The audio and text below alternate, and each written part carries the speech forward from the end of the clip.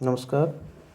हम लोग आज लीनियर प्रोग्रामिंग प्रॉब्लम यानी कि रैखिक प्रोग्रामिंग प्रॉब्लम को देखेंगे, जो कि 12th क्लास के एनसीईआरटी का चैप्टर नंबर 12 है।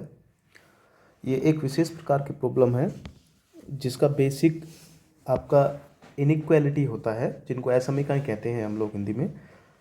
समीकरण और असमीकरणों में अंतर क्या रहता है, ये आई थिंक आप लोगों को कंफर्म होगा कि समीकरण में लेफ्ट हैंड साइड और राइट हैंड साइड के बीच में इक्वलिटी का चिन्ह रहता है। एग्जाम्पल के तौर पे कि ए एक्स प्लस बी वाई, ए एक्स प्लस का बी वाई और इक्वल्स टू अगर मैं सी कर दूं तो ये मेरी समीकरण कहलाती है। और अगर इन्हीं के बीच में मैं इक्वलिटी की जगह जो तो बाकी हमारे साइन हैं इनइक्वलिटी वाले, लेस देन और ग्रेटर देन वाला, अगर मैं वो रिप्लेस कर देता हूँ तो ये जो बनती है ये मेरी, इसे हम बोलते हैं असमीकाएँ। आपने 11th में पढ़ा होगा ये रैखिक असमीकाओं के बारे में, और उनका सॉल्यूशंस भी आपने वहाँ पे देखा होगा। रैखिक प्रोग्रामिंग प्रॉब्लम आपकी इन्हीं असमीकाओं से ही संबंधित है। ये एक प्रकार की, अब मैं कहूँ को ये प्रैक्टिकली प्रॉब्लम है जो कि आपकी डेली लाइफ वगैरह में यूज़ होती है मैक्सिमम। इसमें हम लोग क्या करते हैं, जैसे एक एग्जांपल के लिए के तौर पे मैंने आपको दिखाया हुआ है कि एक प्रॉब्लम हमारी ऊपर लिखी हुई है। इस तरीके की प्रॉब्लम्स को हम लोग इसमें डील करते हैं। कैसे है ये प्रॉब्लम, देखो। इसमें लिखा हुआ है कि एक फर्नीचर व्यापारी दो वस्तुओं जैसे मेज और कुर्सियों का व्यवसाय करता है। निवेश के लिए उसके पास मैक्सिमम 50,000 रुपीज़ है, 50,000 वो ज़्यादा से ज़्यादा खर्च कर सकता है। अब रुपए तो खर्च कर दिए, लेकिन गोदाम में रखने के लिए उसके पास केवल 60 वस्तुओं की ही जगह है कि वो 60 से ज़्यादा वस्तुएं गोदाम में नहीं रख सकता है।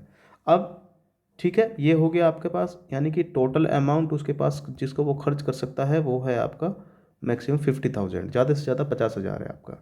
उसके बाद उसके लिए जो स्पेस बचा है जिसमें वो टोटल वस्तुएं रख सकता है, उसके पास स्पेस है केवल 60 वस्तुओं का। अब ये कह रहा है कि एक मेज़ पर 2500 रुपये और कुर्सी पर 500 रुपये की उसकी लागत आ रही है, यानी कि खर्चा आ रहा है। तो यानी कि कुर्सी जो है आपकी, उसका जो प्राइस है वो है 75 रुपये का, और जो मेज का प्राइस है उसका वो दे रखा है उसने 2500 रुपये का। ठीक है, ये दोनों प्राइस है। अब वो कह रहा है कि मान लो कि उसकी सारी ये वस्तुएं बिक जाती हैं उसकी, ठीक है, वो सभी वस्तु बेच सकता है। तो अब हमें ये पता करना है कि हम कितनी कुर्सी और कितनी मेज खरीदें, कितनी कुर्सी और कितनी मेज खरीदें ताकि उसका जो लाभ है वो आपका अधिकतम हो जाए। उसका लाभ अधिकतम होना चाहिए कितनी कुर्सी और कितनी मेज खरीदने पे। अब आपके पास कंडीशंस क्या क्या हैं। 50,000 तो वो मैक्सिमम खर्च कर सकता है दोनों चीज़ों पे, कुर्सी खरीदने पे और मेज खरीदने पे। और उसके पास वस्तुओं को रखने के लिए स्पेस 60 का है। ये मान के चलो कि कुर्सी और मेज आपके लगभग सेम स्पेस ही कंसीडर करती हैं। ठीक है, कुर्सी पे प्राइस उसका, कुर्सी का प्राइस है उसका 500 रुपये, सॉरी ये 500 है, और उस पर जो प्रॉफिट होगा कुर्सी को बेचने पे वो 75 रुपये का होगा लाभ, एक कुर्सी पे लाभ। और मेज का जो प्राइस है उसका 2500 रुपये है, और एक मेज को बेचने पे उसका जो लाभ होता है वो 250 रुपये का होता है। तो अब आपको यही कंसिडर करना है। तो इसी प्रकार की प्रॉब्लम्स को डील करने के लिए हम लोग लीनियर प्रोग्रामिंग प्रॉब्लम्स का, ये इसी मैथमेटिक्स की एक ब्रांच है जिसमें हम लोग इस प्रकार की प्रॉब्लम्स के साथ डील करते हैं। अब ज़रूरी नहीं है कि वो अधिकतम ही हो लाभ उसका, या फिर लाभ की बात हो।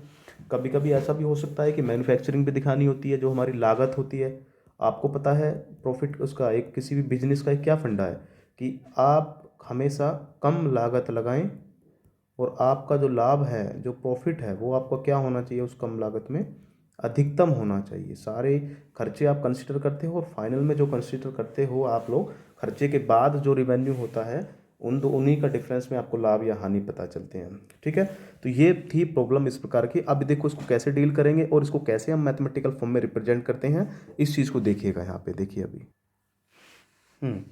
अब देखिए इसको हम कैसे अपने गणित के रूप में कन्वर्ट करते हैं इस प्रॉब्लम को। ये प्रॉब्लम तो हमारे पास आ गई है।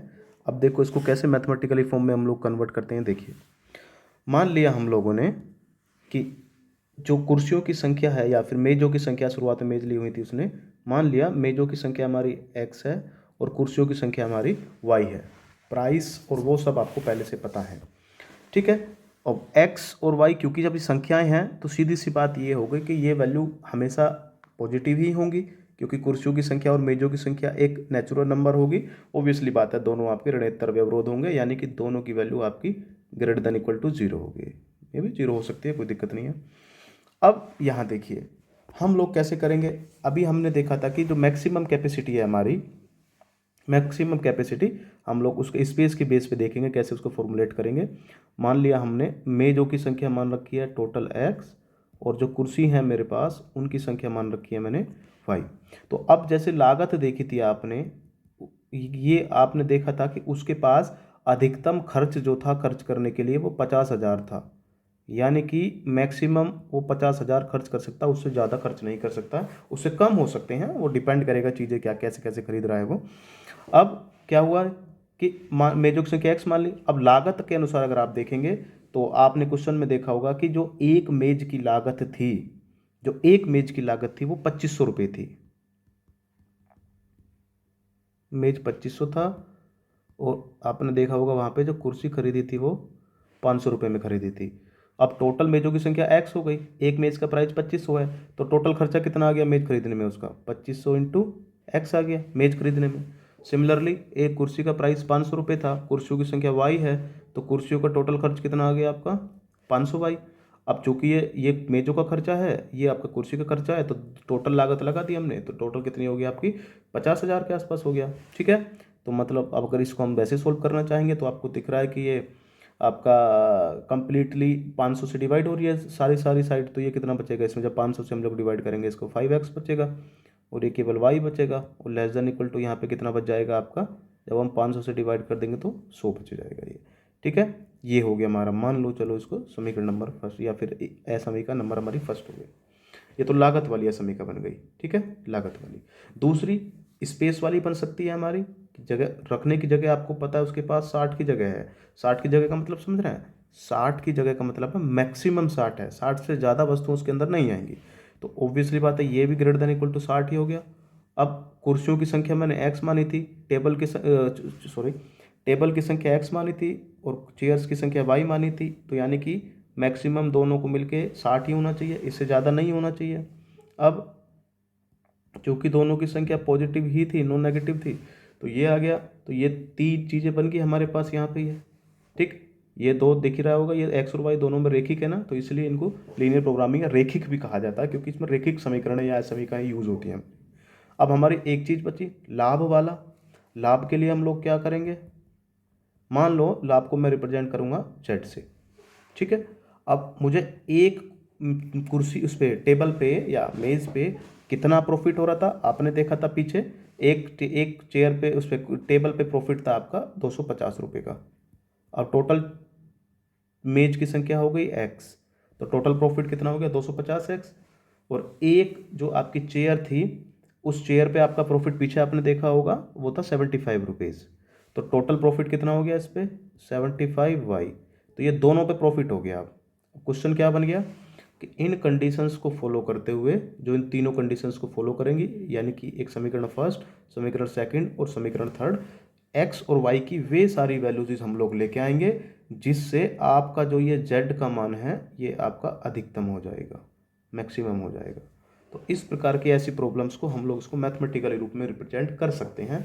मेज की संख्या मैंने x मानी थी, कुर्सी की संख्या मैंने y मानी थी, उसी के अनुसार टोटल लागत में एक ही पहली दशमिका बनी, क्योंकि 2500 रुपये एक मेज पर लागत थी, 500 रुपये कुर्सी की लागत थी, तो टोटल लागत मैक्सिमम 50,000 था उसके पास इन्वेस्टमेंट के लिए, तो वहाँ से एक पहली दशमिका बन गई। रखने की जगह उसके पास केवल 60 वस्तुओं की थी, तो x मान ली मैंने मेज़ और y मान ली मैंने कुर्सी, तो मैक्सिमम दोनों 60 ही होंगी। अब जो कि दोनों की संख्या नॉट इक्वल टू 0 है, यानी कि नॉन नेगेटिव नंबर है आपका, तो ये हाथ से बन गया। और उसके बाद फिर जो उसका प्रॉफिट हुआ, अब हमें इसी प्रॉफिट को मैक्सिमाइज करना है एक्स और वाई की वैल्यूज ढूंढते हुए जो इनको सेटिस्फाई करेंगी। इसी प्रॉब्लम्स को सोल्व करना ही हमारा रैखिक प्रोग्रामिंग प्रॉब्लम कहलाता है। आप इसमें देख भी रहे होंगे, ये नॉन नेगेटिव था, ये आपका निवेश वाला था कि मैक्सिमम 50,000 का निवेश था, 2500 मेज पर निवेश, और आपका एक्स आपका 500 था कुर्सी पर निवेश, तो टोटल निवेश ये हो गया। और उसके बाद वस्तु को रखने का ये रहा, और ये एक फंक्शन बन गया जेड मान लिया हमने इसको। अभी बताऊंगा आगे कि उद्देश्य फलन क्या होता है, इन पे कुछ बेसिक डेफिनेशंस हम लोग यूज़ करेंगे। हमारा प्रॉब्लम यही है कि एक्स और वाई के वो सारी वैल्यू जो इनको संतुष्ट करेंगे, एक साथ सेटिस्फाई करेंगे, और इसको हम लोग मैक्सिमम दिखाना, क्योंकि हमारा लाभ है। इसीलिए ये ही आपकी लीनियर प्रोग्रामिंग प्रॉब्लम्स है। अभी हम लोग इसको डील करेंगे, सोल्व करेंगे, और सोल्व करने के लिए अभी आगे हम लोग देखते हैं कि हमारे पास क्या मेथड अवेलेबल है। ग्राफिकल मेथड है ऑब्वियसली यहाँ पे आपका, और ग्राफ ही बनाना है आपको ऐसे मिकाओं का, जो कि आपने लास्ट क्लासेस में भी देखा है ग्राफ बनाते हुए। ठीक है, अभी हम आगे चलते हैं। सॉल्यूशन से पहले हम लोग उसका स्टैंडर्ड फॉर्म देख लेते हैं। जैसे आपने अभी देखा था, इसको लिखेंगे कैसे। हम लोग देखो इस तरीके से लिखते हैं। ये प्रॉब्लम दो प्रकार की होती है, या तो ये प्रॉब्लम अधिकतम की हो सकती है आपकी, अधिकतम वाली प्रॉब्लम, अधिकतम मतलब मैक्सिमम, इस तरीके से शॉर्ट फॉर्म लिख दे रहा हूँ, या फिर ये प्रॉब्लम न्यूनतम वाली हो सकती है आपकी। दो प्रकार की प्रॉब्लम होगी, न्यूनतम मतलब आपका मिनिमम हो गया। तो इसका स्टैंडर्ड फॉर्म जो आएगी लिखने के लिए वो क्या होती है, देखिए स्टैंडर्ड रूप इसका, स्टैंडर्ड फॉर्म एलपीपी का, सिंपल एलपीपी बोल देते हैं इसको हम लोग। तो जो भी फंक्शन हमें जेड को मैक्सिमम या मिनिमम दिखाना होता है, मान के चलो मैक्सिमम वाली प्रॉब्लम ले रहे हैं, तो मैक्सिमम हमें जेड दिखाना पड़ेगा, और एक्स और वाई हमारे वेरिएबल्स ही हैं, तो ए एक्स प्लस का बी वाई, मान के चलो दो वेरिएबल में ही है, क्योंकि अभी जैसे आपने देखा था एक्स और वाई पे एक रेखिक समीकरण बनी थी, और इसको जेड को हमने वहाँ पे लाभ लिया था, तो ये मैक्सिमम था। अब इसके साथ कुछ कंडीशंस भी थी, सच दैट बोल देते हैं उनको। मान लो जैसे कुछ रेखिक प्रॉब्लम्स थी, ए एक्स वाई प्लस का a one x plus b one y, अब लेस देन इक्वल टू मान लो सी वन, या फिर ए टू एक्स प्लस का बी टू वाई। अब जरूरी नहीं है लेस देन इक्वल टू हो, ये ग्रेटर देन इक्वल टू भी हो सकता है वहाँ पे, वो कोई दिक्कत नहीं है उससे। ठीक है, तो इस प्रकार, और आप ऐसा भी नहीं है कि केवल दो ही मिलेंगी, दो से ज़्यादा भी आपको तीसरी भी मिल सकती है यहाँ पे। और उसके बाद मैक्सिमम आपके सिलेबस में केवल यही है कि यहाँ पे ये नॉन नेगेटिव चीज़ें होंगी। तो इस तरीके से ये तीनों चीज़ें आ जाती हैं जो इसको संतुष्ट करेगा, तीनों को एक साथ, और उस पर ये आपका मैक्सिमम प्रॉब्लम होगी, तो मैक्सिमम होना चाहिए जेड आपका।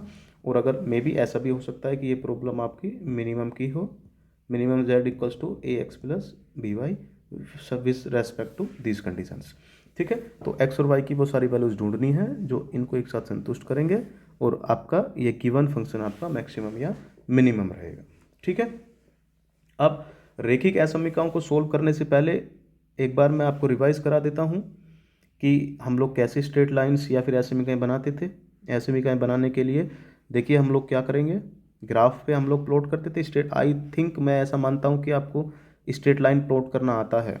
अगर स्ट्रेट लाइन प्लॉट करना नहीं आता तो फिर सोचने वाली समस्या है, आप लोग उसको थोड़ा रिवाइज करिए। अभी हम लोग देखते हैं कि कैसे हम लोग ट्रेस करेंगे यहाँ पे स्ट्रेट लाइंस को। एग्जाम्पल के तौर पे मैं मान के चल रहा हूँ, कोई भी एक स्ट्रेट लाइन मान लो।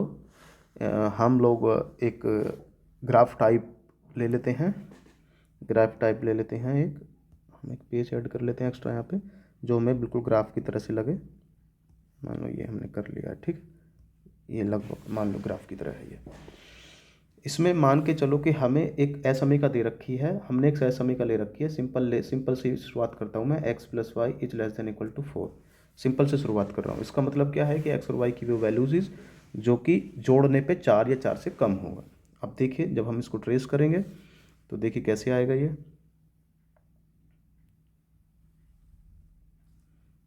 मान लो ये हमारा एक्सिस हो गया, ये एक्स एक्सिस हो गया हमारा, और ये वाई एक्सिस हो गया, ये नेगेटिव साइड होगी दोनों की, y dash x plus Y.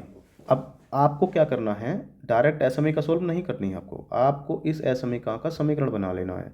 तो समीकरण क्या बनेगा आपका, एक्स प्लस वाई बराबर 4। जैसे हमारा एक्स प्लस वाई बराबर 4 समीकरण बन गया, इसको तो आई थिंक आप ट्रेस कर सकते हो। अगर नहीं आता है तो भी देख लीजिए। ट्रेस करने के लिए मैंने आपको बताया था कि आपको एक पॉइंट ढूंढना है एक्स अक्ष पर। तो एक्स अक्ष के लिए हम लोग क्या कर देंगे, आपको शायद आइडिया होगा, एक्स अक्ष के लिए वाई को 0 करते हैं, और जैसे ही वाई की वैल्यू 0 इसके अंदर डालेंगे यहाँ पे, एक्स बराबर आपको दिख रहा क्या बचेगा 4। तो आपके पास जो पॉइंट आएगा, एक जिस पासिंग पॉइंट आएगा वो आपका पासिंग पॉइंट आ जाएगा यहाँ पे 4,0। तो अगर आप देखेंगे तो 4 कहाँ आएगा, 1 2 3 और 4, ये है आपका 4,0 पॉइंट। इसको मान लेंगे ए पॉइंट है आपका 4,0। सिमिलरली अब जैसे हमें देखना है दूसरा पॉइंट, तो अभी एक्स एक्स के लिए देखा था, तो अब किसके लिए देख लेंगे हम लोग, वाई एक्स के लिए।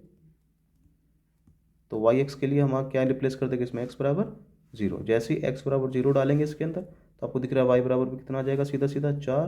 तो उसके अनुसार आपको एक पॉइंट मिल जाएगा 0,4, और 0,4 कहाँ आएगा आपका, 1 2 3 4, मान लो ये रहा आपका। ठीक है, अब आपको क्या करना है, इन दोनों को आप ज्वाइन कर दीजिए स्ट्रेट लाइन के थ्रू। जैसे ही आप इन दोनों को ज्वाइन करेंगे स्ट्रेट लाइन के थ्रू, ठीक, और इसको आप आगे बढ़ा दीजिए और इसको आप पीछे कर दीजिए इस तरीके से। तो ये जो हमारी लाइन बन गई, इस लाइन, ये लाइन है हमारी x plus y equals to 4। लेकिन हमें कौन सा पोर्शन लेना है इसका? अब देखिए ये स्ट्रेट लाइन क्योंकि इन्फाइनाइट लेंथ की होती है, इसने आपके इस पूरे के पूरे एक्सिस को 3 पार्ट में बांट दिया है। इसमें एक पार्ट ये रहा आपका, सारे के सारे कहने के लिए 2 पार्ट में कहेंगे, एक पार्ट ये रहा और दूसरा पार्ट आपका ये रहा आपका, ठीक है। अब चूंकि आपको पता है कि एक कंडीशन मोस्टली यहाँ पे मिलेगी आपको कि x is greater than equal to zero और y is greater than equal to zero, यानी कि इसका मतलब समझ रहे हैं कि एक्स भी पॉजिटिव और वाई भी पॉजिटिव, यानी कि आपको वो चतुर्थांश लेना है जिसमें जिसका चिन्ह ये रहेगा। और आपको शायद आइडिया है कि केवल ऐसा फर्स्ट क्वाड्रेंट ही होता है जिसमें ये प्लस प्लस चिन्ह रहता है उसका। अब उसके बाद अब आपको कैसे पता करेंगे कि ये नीचे वाला साइड ले जाएगी या फिर ऊपर वाली साइड ले जाएगी? इसको देखने के लिए मैंने आपको बताया भी था पहले भी, आप केवल और केवल मदद लेंगे आप ओरिजिन की, ठीक है। आप देखिए आपको गिवन ये है x plus y less than equal to 4। ध्यान से देखिए लेफ्ट हैंड साइड जब आप लेंगे ओरिजिन को रिप्लेस करेंगे तो 0 प्लस 0 बराबर 0 बचेगा। आपको पता 0 4 से छोटा होता है ना, मतलब आप समीकरण के लेफ्ट साइड में एक्स और वाई की जगह पे ओरिजिन रिप्लेस करके देखेंगे। अगर ओरिजिन सेटिस्फाई कर रहा होगा आपके इनइक्वालिटी को, तो क्योंकि आपको दिख रहा है कि ओरिजिन इस साइड में आ रहा है और अगर ओरिजिन इसको संतुष्ट कर रहा है तो इसका मतलब जिस साइड में ओरिजिन आएगा वही इसका सोल्यूशन बनेगा, ठीक है। अब जैसे इसको संतुष्ट कर रहा है, 0 आपका 4 से छोटा होता है, तो इसका मतलब इस साइड में ओरिजिन है आपका, और अगर इस साइड में ओरिजिन है तो इसका मतलब ये हो गया आपका कि आपका जो सोल्यूशन रहेगा उस इनइक्वालिटी का वो ये वाला रहेगा, ठीक है, ये वाला रहेगा। लेकिन आपको कौन सा लेना है केवल, क्योंकि आपके पास ये भी कंडीशन है, फर्स्ट क्वाड्रेंट वाला लेना है, तो आपको दिख रहा होगा कि यहाँ से लेके यहाँ तक और इसके बीच वाला ये सारा का सारा एरिया आ जाएगा आपका, ये सारा बीच वाला एरिया आ जाएगा जिसमें आपका ये सॉल्यूशन बनेगा। मतलब ये वाला देख लो, मैं आपको दिखा दे रहा हूँ इसको,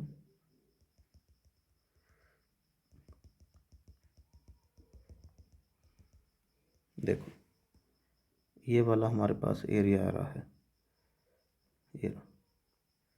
इस तरीके से हम लोग, अब तो ये एक है आपकी, अगर एक से ज़्यादा भी होती तो हम दूसरी भी इनइक्वालिटी लेके उसको भी सोल्व कर लेते इसी तरीके से, और उसके लिए भी हमारा एक प्रकार का एक बाउंडेड टाइप का एरिया मिल जाएगा हमें। ये रहा यहाँ पे, ये ही सॉल्यूशन है इस इनइक्वालिटी का। इस इनइक्वालिटी का मतलब है कि इस पे यहाँ पे जो जो पॉइंट हैं वो सभी इसको संतुष्ट करेंगे, ठीक है। तो आई थिंक आपको समझ में आ गया होगा कि कैसे हम लोग इनइक्वालिटी लेंगे, ठीक है। यहाँ से इनइक्वालिटी वाला पोर्शन समझ में आ गया होगा। अब चलते हैं आगे हम लोग, थोड़ा सा आगे चलते हैं। इनइक्वालिटी हमारी सोल्व हो गई हैं।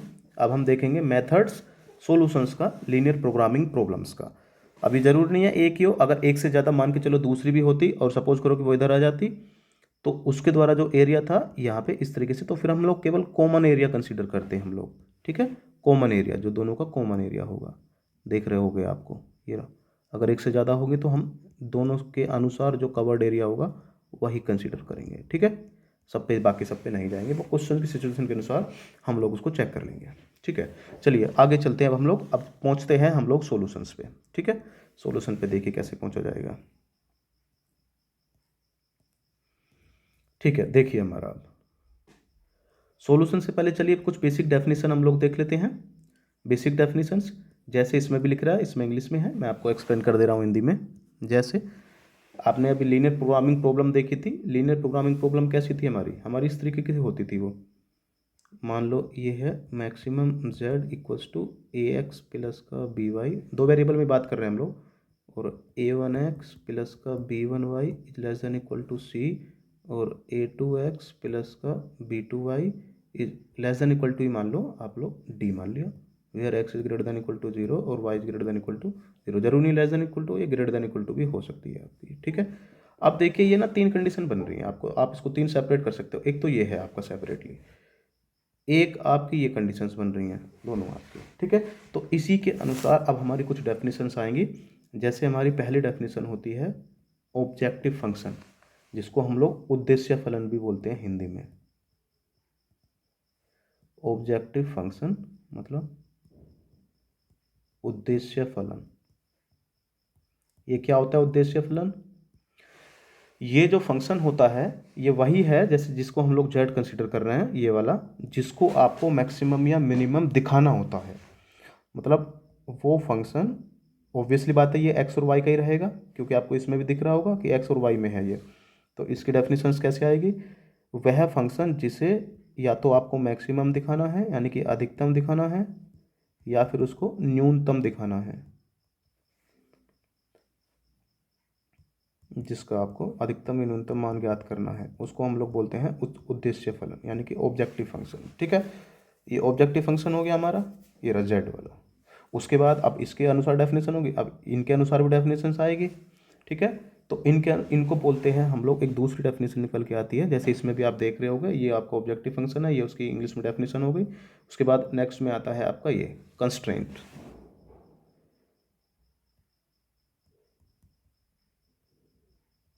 कंस्ट्रेंट्स को हम लोग हिंदी में बोलते हैं व्यवरोध। देखिए इसकी definition, the linear equalities or equations or restrictions on the variables of linear programming problem are called the constraint. मतलब एक्स और वाई में जो कंडीशंस होती हैं, ये वाली आपकी, ये वाली और ये वाली असमीकाएं हैं, और ये जो नॉन नेगेटिविटी है आपकी, जो कंडीशन है आपकी, ये सारी जो जो जितनी भी होती हैं, इन्हीं सबको हम लोग क्या कहते हैं? व्यवरोध कहते हैं, यानी कि कंस्ट्रेंट्स कहते हैं।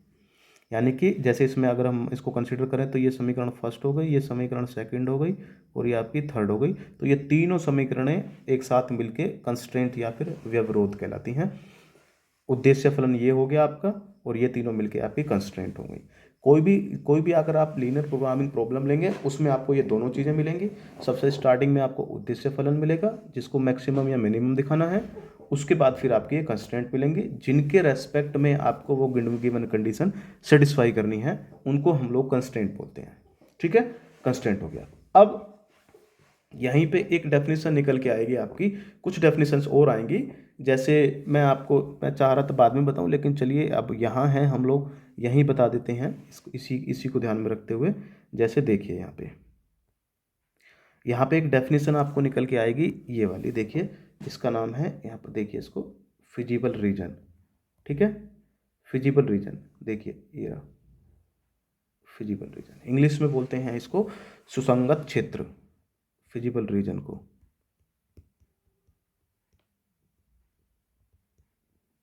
सुसंगत क्षेत्र का मतलब क्या है?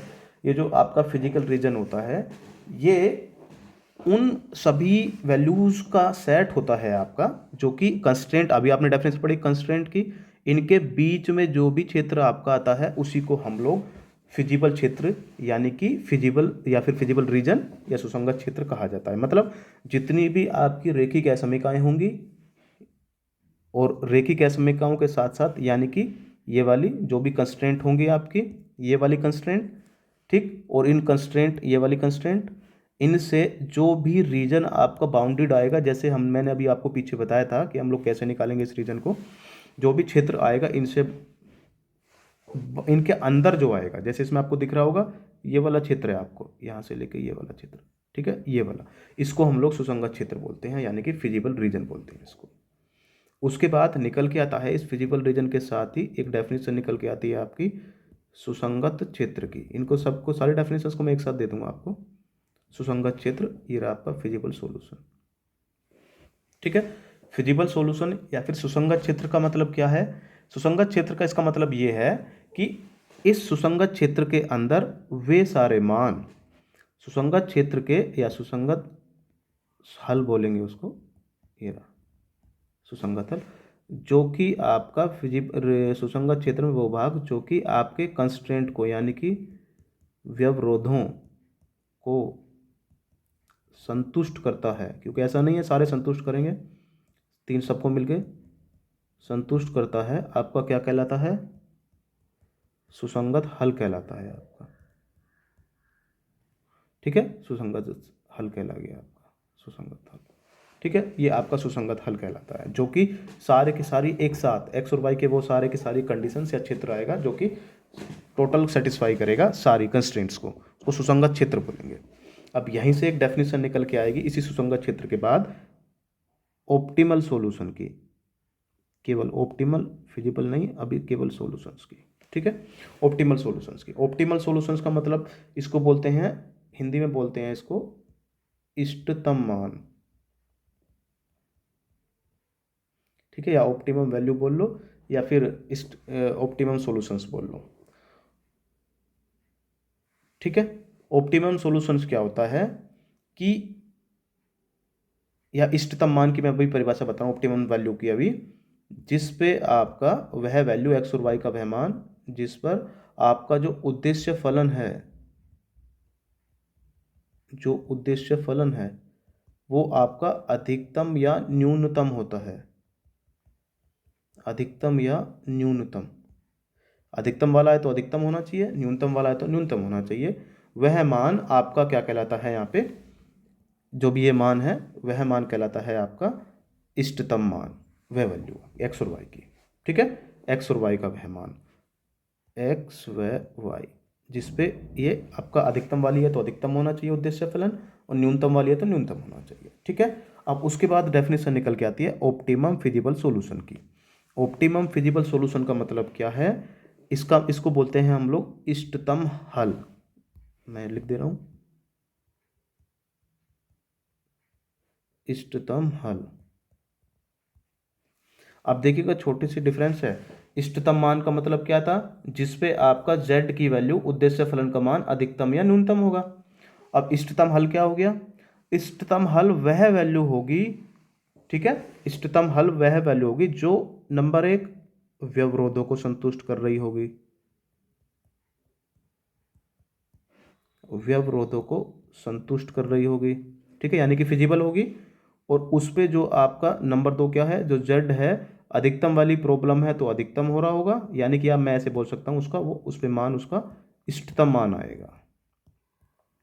इष्टतम मान में और इष्टतम हल में या सॉल्यूशन में डिफरेंस क्या है, इष्टतम हल जो होता है आपका वो फिजिबल सॉल्यूशंस भी होता है जो कि इष्टतम मान देता है। इष्टतम मान का मतलब तो मैक्सिमम या मिनिमम हो गया। अब जरूरी नहीं है उस मान पे आपका वो फिजिबल सॉल्यूशन हो, यानी कि जरूरी नहीं है कि वो आपके सुसंगत हल हो, लेकिन अगर कोई हल सुसंगत है और उस पे आपके उद्देश्य फलन का मान इष्टतम है तो वही आपका इष्टतम सॉल्यूशन यानी कि ऑप्टिमल सॉल्यूशन या फिर इष्टतम हल कहलाएगा। ये छोटी सी परिभाषाएं थी आपकी यहाँ पे सारी की सारी। इनको मैं अगर लिखना चाहूँ तो एक साथ लिख सकता हूँ इनको, जैसे मैं अभी अभी बता रहा हूँ आपको लिख के। सबसे पहली हमारी वैल्यू थी हमारी उद्देश्य फलन की, डेफिनेशंस वाली, उद्देश्य फलन हो गया। उसके बाद नंबर एक थी, नंबर दो थी आपकी व्यवरोध, नंबर तीन था आपका सुसंगत,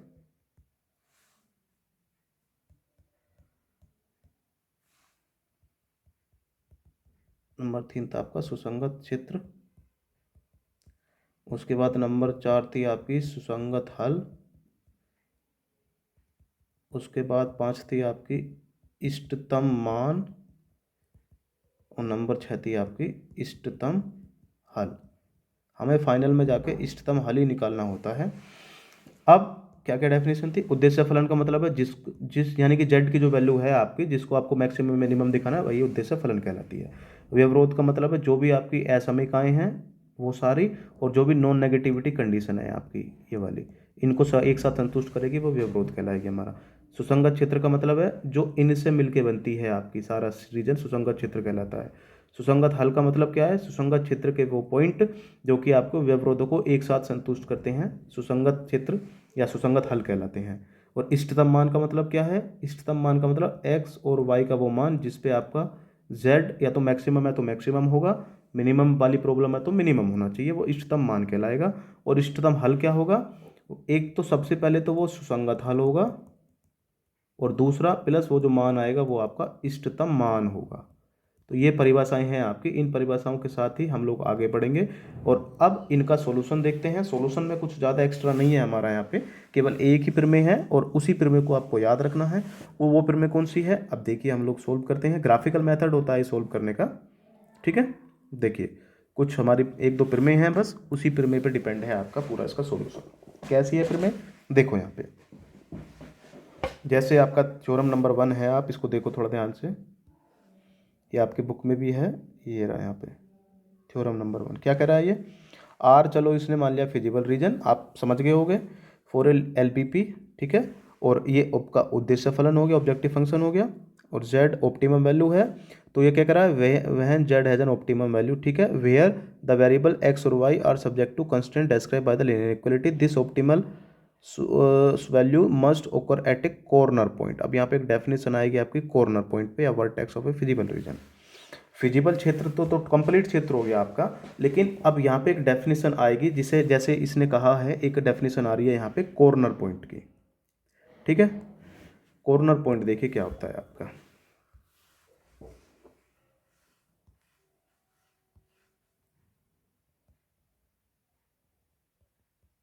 कॉर्नर पॉइंट का मतलब ये है, देखिए मैं आपको बता दूं, जहाँ पे आपका, या फिर वर्टेक्स भी बोल सकते हो, जहाँ पे एक से ज़्यादा आपकी कंस्ट्रेंट हैं वो एक दूसरे को इंटरसेक्ट करते हैं, वही आपका कॉर्नर पॉइंट कहलाता है। जैसे मान लो एक ये है आपका, एक आपकी असमीकाएँ, ठीक है, मान लो ये इस तरीके से है इसकी वैल्यूज़, ठीक है, नीचे यहाँ पे नॉन नेगेटिविटी ले रहा है तो केवल ऊपर वाला कंसिडर कर लेंगे हम लोग के लिए। मान लो दूसरी जो स्ट्रेट लाइन जा रही है आपकी वो ये जा रही है आपकी, ठीक है। चलो मैं इसको दूसरे कलर में डाल दे रहा हूँ। मान लो दूसरी लाइन असमीकाओं वाली ये है आपकी, जिसके अनुसार रीजन ये है आपका, तो इन सब के अनुसार बाउंड्री रीजन ही लिया जाएगा आपका। और आपको दिख रहा होगा कि इनके द्वारा जो बाउंड्री रीजन है वो यहाँ एक पॉइंट ये है, एक पॉइंट ये है, एक पॉइंट ये है और एक पॉइंट ये है, ये वाला रीजन है आपका बाउंड्री रीजन, ठीक है। अब कॉर्नर पॉइंट का मतलब क्या है, देखो जहाँ भी दो कंस्ट्रेंट एक दूसरे को काट रही हैं, ये सारे के सारे पॉइंट आपके कॉर्नर पॉइंट कहलाएंगे। जैसे आप देख लो, मान लो ये ए पॉइंट है आपका, ये बी पॉइंट है आपका, ये सी पॉइंट है, और ये मान लो ओ पॉइंट है आपका। तो इसके 4 कॉर्नर पॉइंट हो गए आपके, जहाँ भी एक दूसरे को इंटरसेक्ट करेंगे ये। एक तो ए हो गया जो कि आपकी ये y बराबर 0 और दूसरी वाली लाइन का इंटरसेक्शन पॉइंट है। एक बी हो गया इंटरसेक्शन पॉइंट, जो कि आपकी इस वाली सरल रेखा और इस वाली स्ट्रेट लाइन के बीच का इंटरसेक्शन पॉइंट है। एक पॉइंट सी हो गया जो कि आपकी y बराबर 0 और पहली वाली कंस्ट्रेंट के बीच का पॉइंट है, इंटरसेक्शन पॉइंट, और ये ओरिजिन आपको दिख ही रहा है, x बराबर 0 y बराबर 0 वाला पॉइंट। तो इन सभी पॉइंट्स को कॉर्नर पॉइंट कहते हैं। और उस थ्योरम के अनुसार, थ्योरम वो ये कहती है कि जो भी आपका ऑप्टिमम वैल्यू आएगी किसी भी लीनियर प्रोग्रामिंग प्रॉब्लम की, वो ऑप्टिमम वैल्यू केवल और केवल उसके कॉर्नर पॉइंट पे एग्जिस्ट करेगी, जो फिजिबल रीजन आपका गिवन होगा। इसका मतलब हमें यहाँ से एक अच्छी बात ये मिल गई कि हमें सारा रीजन नहीं देखना है अब, तो क्योंकि सारा रीजन तो इनफाइनाइट होगा, मे बी अगर बाउंडेड है तो वो भी इनफाइनाइट, और अनबाउंडेड है तो भी इनफाइनाइट होगा, एरिया फाइनाइट होगा, लेकिन उसके अंदर जो पॉइंट्स होंगे वो तो इनफाइनाइट होंगे ना। अब उनमें हम कैसे पता करें कि किस पे हमारा ऑप्टिमल सॉल्यूशन आएगा। तो इस प्रमेय ने एक बात बता दी है कि आपको सारे पॉइंट चेक नहीं करने हैं, आपको केवल और केवल वे पॉइंट चेक करने हैं जो कि कॉर्नर पॉइंट बन रहे होंगे। मतलब कहने का ये है कि जहां भी एक से ज़्यादा कंस्ट्रेंट आपके इंटरसेक्ट कर रहे होंगे वही केवल पॉइंट चेक करने हैं। अब जैसे मान लो चलो, अगर आपकी दो कंस्ट्रेंट हैं आपकी और एक नॉन नेगेटिविटी होगी, तो जैसे अभी आपने देखा था आपके पास के कुल कितने पॉइंट बने थे, ए बी सी और ओ, केवल 4 पॉइंट बने थे। आपको इन्हीं चारों पॉइंटों पर चेक कर लेना है। मैक्सिमम वाली प्रॉब्लम होगी तो उस पॉइंट पे वो जेड मैक्सिमम वाला ले लेना है, जिस पे जेड मैक्सिमम आएगा वो पॉइंट हो जाएगा सॉल्यूशन। और जो मिनिमम वाली प्रॉब्लम होगी तो आप चारों की वैल्यू निकाल ही लेंगे चारों पॉइंट्स पे, जिस पे सबसे कम जेड की वैल्यू आएगी वही सॉल्यूशन आपका बन जाएगा। यही है आपका बस, ठीक है। तो इसी पे हम लोगों को चेक करना है, ठीक है। चलिए अब एक, जैसे हम, अब बहुत हो गया थ्योरी, अब एक एग्जांपल्स हम लोग देख लेते हैं, मतलब क्वेश्चन देख लेते हैं, सॉल्यूशन करके देख लेते हैं क्वेश्चन हम आपका। जैसे ये दे रखा है आपको, पहला क्वेश्चन देखिए एक्सरसाइज भाई, प्रॉब्लम है मैक्सिमम की। मैक्सिमम जेड यानी कि आपका जो उद्देश्य फलन है वो ये दे रखा है 3x+4y, और कंस्ट्रेंट आपकी यहाँ पे देखो ए कंस्ट्रेंट है और ये नॉन नेगेटिविटी है, मतलब ये दे रखी है आपकी। तो अब जब सबसे पहले हम लोग इसको कंसिडर करेंगे, अब अच्छी बात देखिए ये है इसमें कि इसमें जो आपकी कंस्ट्रेंट दे रखी है नॉन नेगेटिविटी, नॉन नेगेटिविटी तो ये है कि एक्स एक्सिस वाई एक्सिस यानी कि फर्स्ट क्वाड्रेंट लेना है।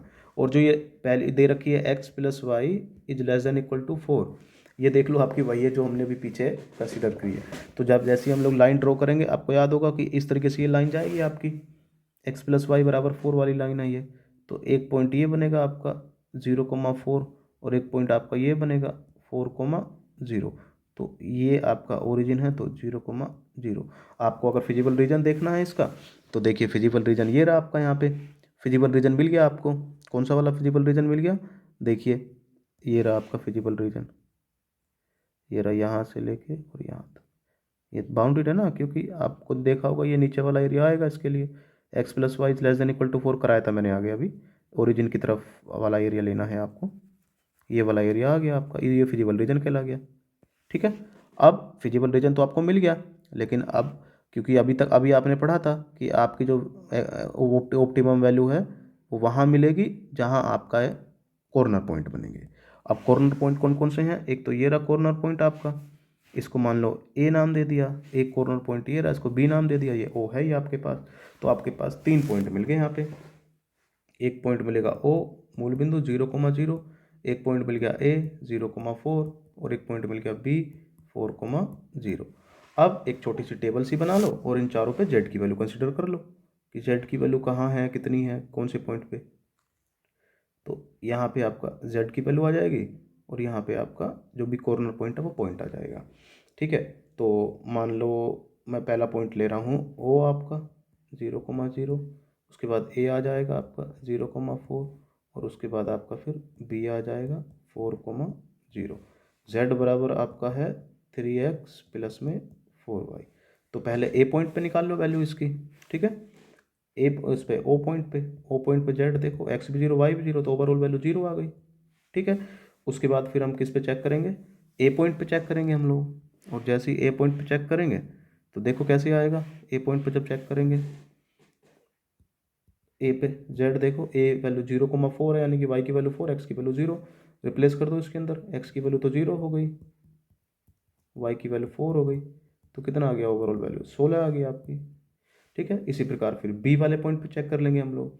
ठीक है, जैसे ही हम लोग बी वाले पॉइंट पे चेक करेंगे, बी वाले पॉइंट पे चेक करेंगे जैसे ही हम लोग, तो अभी जैसे आपने देखा है ऊपर, ठीक है, क्या क्या देखा है ऊपर, ये रहा। तो जैसे ही हम लोग बी वाले पॉइंट पे चेक करेंगे, बी बी है आपका 4,0, जेड बराबर कितना आएगा 3 गुणा 4 प्लस 0 गुणा 4, तो कितना आ गया आपका ये 12, यानी कि वैल्यू कितनी आ गई आपकी 12। अब आप देख लो कि इनमें मैक्सिमम किस पे आ रही है, क्योंकि मैक्सिमम वाली प्रॉब्लम थी।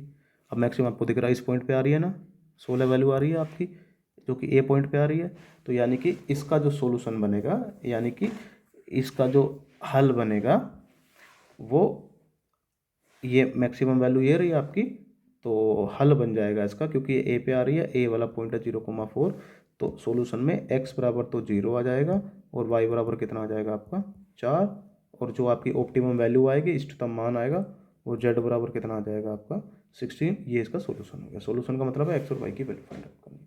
इस तरीके से करेंगे हम लोग ये। ठीक है, अभी ये बेसिक हो गया है, उसके बाद अभी आगे फिर मैं अभी थोड़ा सा एडवांस चलेंगे, क्योंकि अभी तो बेसिक ही था ये।